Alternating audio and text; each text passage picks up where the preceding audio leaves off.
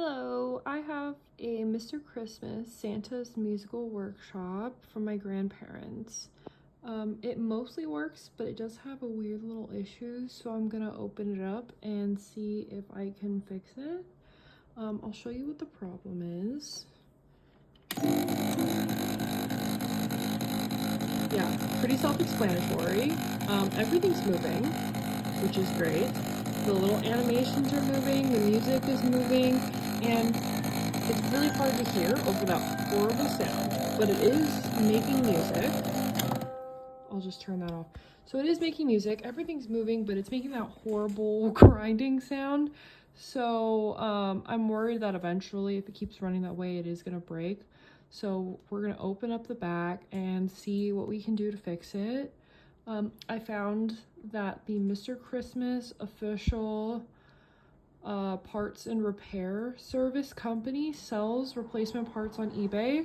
So once I get her open and see what part is causing the problem, then we can order some replacement parts. I know this unit is a pain in the ass to deal with, so I'm hoping maybe this video can help other people with their issues. Okay, so I've already done a little bit here that I did not show, but we're on the back side, and there were these little, at least at one point they used to be rubber gaskets that covered up these screw holes. Those are no longer flexible anymore. They've basically turned into like a super hard plastic, and they were super brittle and shattered all over the place. So I used some auto picks like this to kind of pry them out. I also had this one with an angle on it. So I used some of those to pry out the rubber gaskets so that I could get to the screws. And all the screws were really hard to get out. A lot of them were really stripped, unfortunately. They're really tiny and they're really far back there. So I was able to get most of them. I have one left that I'm gonna have to, I think, drill out or something because it's not coming. But once we get this done, then we'll be able to take off the back and take a look and see where we're at. Okay, I was able to drill through and totally destroy this screw to get it out. Unfortunately, I'm not sure if I'll be able to get a new one back in, but that's a problem for another time.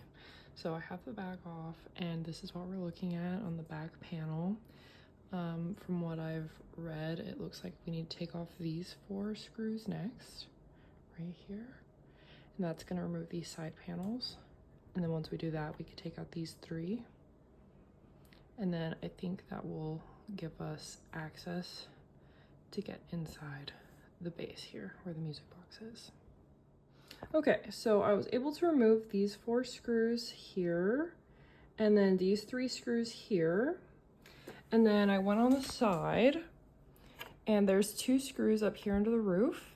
So I undid those, and then I didn't realize I started to undo the screws on this side as well, but you don't need to. You only need to do one side. So if you're having trouble with screws on one side or the other, you only need to unscrew one side because the whole thing just comes right off like that.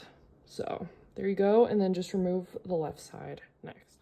This key, by the way, that was on the side, it just pops straight out, so just be careful with that.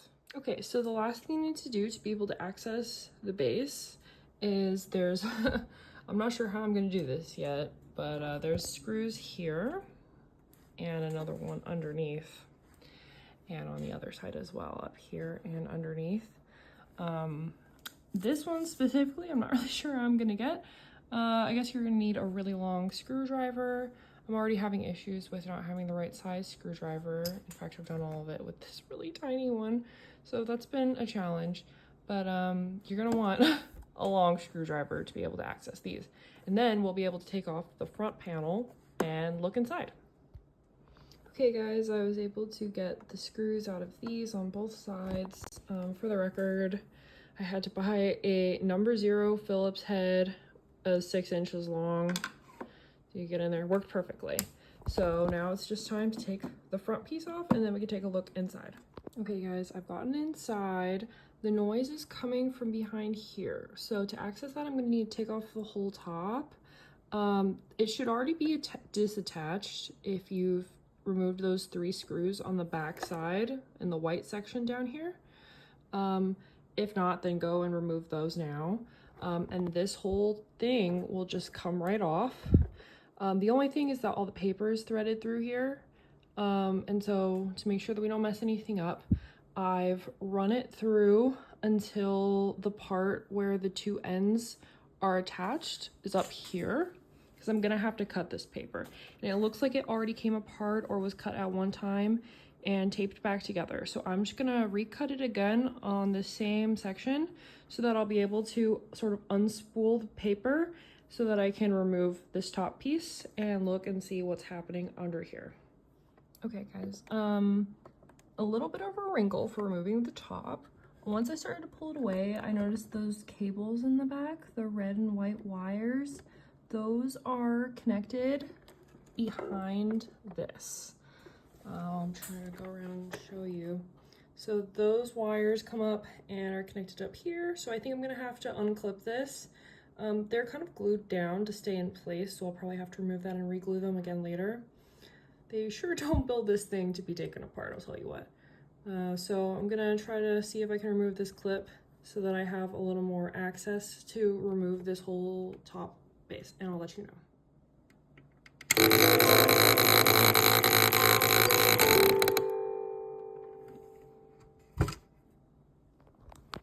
Okay guys, you are not gonna believe what was wrong with this.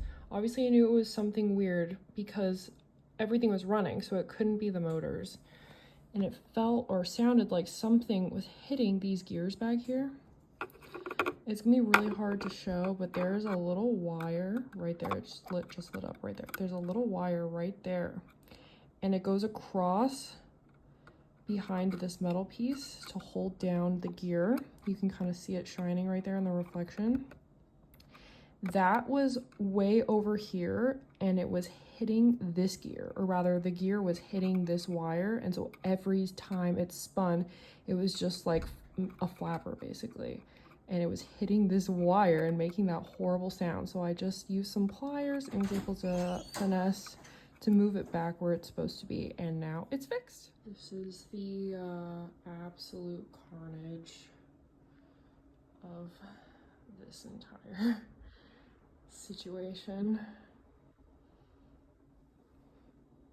We did it!